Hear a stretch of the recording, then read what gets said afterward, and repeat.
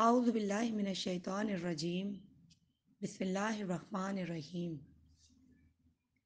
السلام علیکم ورحمۃ اللہ وبرکاتہ۔ تفسیر قرآن کے حوالے سے سورہ بقرہ کی آیت نمبر 4 کی تفسیر حوزہ علمیہ جامعہ حیدریہ عباس آباد کی جانب سے آپ کی خدمت میں پیش کی جاتی ہے۔ والذین یؤمنون بما انزل الیک وما انزل من قبلک وبالآخرۃ ہم یوقنون۔ لفظی ترجمہ و اور الذین جو لوگ یومنون وہ سب ایمان رکھتے ہیں بی پر ما جو کچھ انزلہ نازل کیا گیا الی طرف کا تیری و اور ما جو کچھ انزلہ نازل کیا گیا ہے من سے قبلی پہلے کا تجھ سے و اور بی پر الآخراتی آخرت ہم وہ سب یوقنون وہ سب یقین رکھتے ہیں۔ ترجمہ اور جو کچھ آپ پر نازل کیا گیا اور جو کچھ آپ سے پہلے نازل کیا گیا ہے وہ سب ان تمام پر ایمان اور آخرت پر یقین رکھتے ہیں۔ اس سے پہلے آیت نمبر 3 میں ہم انسانوں کی اقسام کے بارے میں ڈسکس کر چکے ہیں، جس میں انسانوں کی جو پہلی قسم جو ہمارے معاشرے سے متعلق تھی وہ پرہیزگار افراد کی تھی۔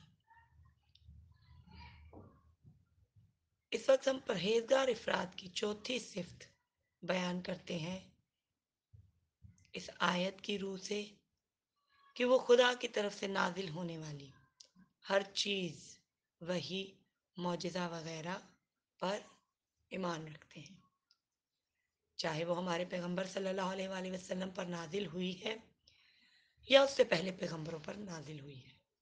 یعنی ایسا نہیں کرتے کہ اپنے مطلب اور فائدے کی باتوں پر تو ایمان لے آئیں، لیکن جو باتیں ان کے دنیاوی مقاصد میں رکاوٹ ہوں ان کا انکار کر دیں۔ ایسے لوگوں کے بارے میں قرآن فرماتا ہے، سورہ بقرہ آیت نمبر 85 ترجمہ کیا تم کتاب کے کچھ حصے پر ایمان لاتے ہو اور کچھ حصے سے انکار کرتے ہو؟ نزول کا معنی ہے بلند جگہ سے نیچے اترنا، چاہے وہ کوئی چیز ہو یا حکم ہو۔ اسلام کی اصطلاح میں لفظ نزول سے زیادہ تر عطا اور عنایت ہی مراد لیا گیا ہے۔ اس سے پتہ چلا ہے کہ ہر نازل ہونے والی وحی قرآن نہیں ہوتی، بلکہ قرآن کے علاوہ بھی وحی آتی رہی ہے اور اس میں مختلف باتیں اور احکام بیان کیے جاتے تھے۔ ایسی وحی حدیث قدسی کہلاتی ہے۔ پرہیزگاروں کی پانچویں علامت یہ ہے کہ وہ قیامت پر یقین رکھتے ہیں۔ یہ وہ آخری صفت ہے جو پرہیزگاروں کی صفات کے سلسلے میں ان آیات میں بیان ہوئی ہے۔ یقین کا مرحلہ ایمان کے مرحلے کے بعد آتا ہے۔ سادہ الفاظ میں یوں کہہ لیں کہ جب انسان کے دل میں ایمان مضبوط ہو جاتا ہے تو وہ یقین کے مرحلے میں پہنچ جاتا ہے، اور جب انسان یقین کے اعلیٰ ترین درجے پر پہنچتا ہے تو اگلے مرحلے میں داخل ہو جاتا ہے، جسے مرحلہ عصمت کہتے ہیں۔ یعنی اس مرحلے پر پہنچ کر انسان معصوم بن جاتا ہے۔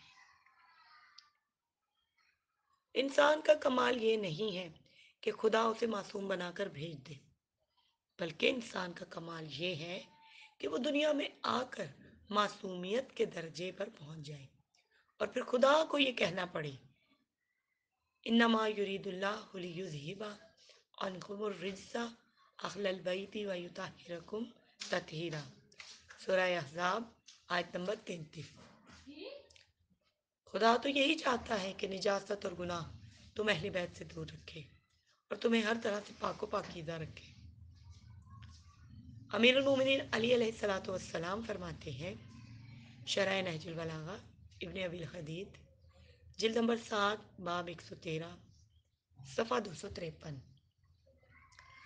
اگر پردہ ہٹا بھی دیا جائے تو میرے یقین میں کوئی اضافہ نہ ہوگا۔ پرہیزگار جو آپ اور ہم میں سے ہی ہیں، کوئی آسمانی مخلوق نہیں ہے، انہیں اس بات کا یقین ہے انسان یوں ہی بغیر کسی مقصد کے پیدا نہیں ہوا، بلکہ اس کے دنیا میں آنے کا ایک خاص مقصد ہے۔ موت کے بعد انسان ختم نہیں ہو جاتا، بلکہ اپنی حقیقی زندگی میں داخل ہوتا ہے۔ دنیا ایک جیل ہے اور موت انسان کو اس جیل سے آزاد کر دیتی ہے۔ پھر وہ وہی رہے گا جو جگہ اس نے اپنے رہنے کے لیے بنائی ہے، چاہے وہ جنت میں سکون کے ساتھ رہے یا جہنم میں ہمیشہ کی تکلیف میں جلتا رہے۔ جس انسان کو آخرت کا یقین ہے، دنیاوی چیزیں اس کے لیے کوئی حیثیت نہیں رکھتی۔ ایک مومن ہونے کی وجہ سے وہ اپنی ذمہ داری سمجھتا ہے اور اسے قبول کرتا ہے، ظلم و ناانصافی کے سامنے خاموش نہیں رہتا، نہ ہی جھکتا ہے، بلکہ ڈٹ کر آخری سانس تک مقابلہ کرتا ہے اور شہادت کو گلے لگا لیتا ہے، کیونکہ پرہیزگار مومن کو یقین ہے کہ یہ دنیا آخرت کی کھیتی ہے، جو اگائے گا وہی کاٹے گا۔ آخرت پر ایمان کا مطلب ہے ایک سکون بھری یا تکلیفوں والی ہمیشہ کی زندگی پر یقین رکھنا۔ یہ دنیا کی زندگی انسان کے تیار ہونے کی فیکٹری جیسی ہے، جیسے جہاں انسانوں کو مکمل کیا جاتا ہے، یا یوں کہہ لیں کہ یہ دنیا ماں کے پیٹ جیسی ہے، جہاں بچہ پرورش پا کر پورا انسان بن جاتا ہے، پھر مکمل ہونے کے بعد اس دنیا میں قدم رکھتا ہے۔ اگر بچے میں کسی قسم کی کمی رہ جائے تو دنیا میں زندگی گزارنا اس کے لیے بہت مشکل ہو جاتا ہے۔ اسی طرح اگر انسان اپنے آپ کو اگلی زندگی کے لیے تیار نہیں کرے گا تو وہاں رہنا اس کے لیے بہت مشکل ہوگا۔ ماں کے پیٹ اور انسان کی زندگی میں فرق یہ ہے کہ پیٹ میں بچے کی تکمیل خودکار طریقے سے ہوتی ہے، لیکن انسان کو آخرت کے لیے اپنی پرورش خود کرنی پڑتی ہے۔ اب اگر پیٹ میں موجود بچے سے کہا جائے کہ جہاں تم موجود ہو اس جگہ سے باہر ایک بہت بڑی دنیا ہے جہاں تم گھوم پھر سکتے ہو، سانس لے سکتے ہو، کھا پی سکتے ہو، اور تمہیں وہیں جا کر رہنا ہے، تو وہ بچہ کیا جواب دے گا؟ کیونکہ پیٹ میں ہے اور کھانے پینے آکسیجن لینے کا ذریعہ فقط ناف کی وہ نالی ہے جو ماں کے ساتھ جڑی ہے۔ اگر یہ نالی کٹ گئی تو وہ تو مر جائے گا۔ اسی طرح جب ہمیں کہا جاتا ہے کہ مرنے کے بعد ہم ایک ایسے جہان میں چلے جائیں گے جو اس دنیا سے بہت بڑا ہے، تو کافر اس کا انکار کر دیتے ہیں اور کہتے ہیں زندگی تو بس اسی دنیا میں ہے، مرنے کے بعد کچھ نہیں ہے۔ انسان کی خلقت کا مقصد دنیاوی زندگی کو انجوائے کرنا نہیں ہے، بلکہ ہمیشہ کی زندگی کے لیے خود کو تیار کرنا ہے۔ لیکن ہم اسی دنیاوی زندگی کو ہی آخری زندگی سمجھتے ہیں اور اسی زندگی کو اپنی خواہشات کے مطابق گزارنا چاہتے ہیں، مختلف منصوبے بناتے ہیں، بڑا گھر بناؤں گا، مہنگی گاڑی خریدوں گا، یہ کروں گا، وہ کروں گا۔ انسان کا آخرت پر جتنا زیادہ ایمان ہوگا اتنا ہی وہ گناہوں اور دنیاوی خواہشات سے دور رہے گا۔ قرآن اس بارے میں ارشاد فرماتا ہے، سورہ صاد آیت نمبر 26، ترجمہ: اور دلی خواہشات کی پیروی نہ کرو کیونکہ یہ تمہیں راہ حق سے بھٹکا دے گی، اور جو لوگ راہ خدا سے منحرف ہو جائیں ان کے لیے عذاب شدید ہے کیونکہ انہوں نے روز حساب کو بھلا دیا ہے۔ آخرت پر یقین سے انسان میں ہمیشہ زندہ رہنے کا یقین پیدا ہو جاتا ہے۔ اسی سلسلے میں حضرت علی علیہ السلام فرماتے ہیں، تم ہمیشہ باقی رہنے کے لیے بنائے گئے، مٹ جانے کے لیے نہیں۔ اگر قیامت کا تصور نہ ہو تو انسان کی زندگی ہی بیکار ہو جاتی ہے۔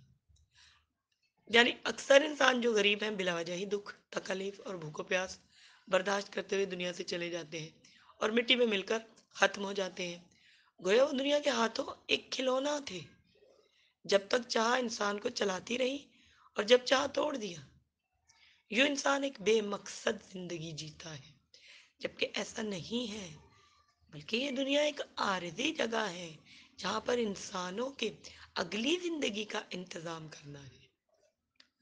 آخرت کی زندگی کی اہمیت اتنی زیادہ ہے کہ قرآن موضوعات کا 1/3 حصہ آخرت کی زندگی کے بارے میں ہے۔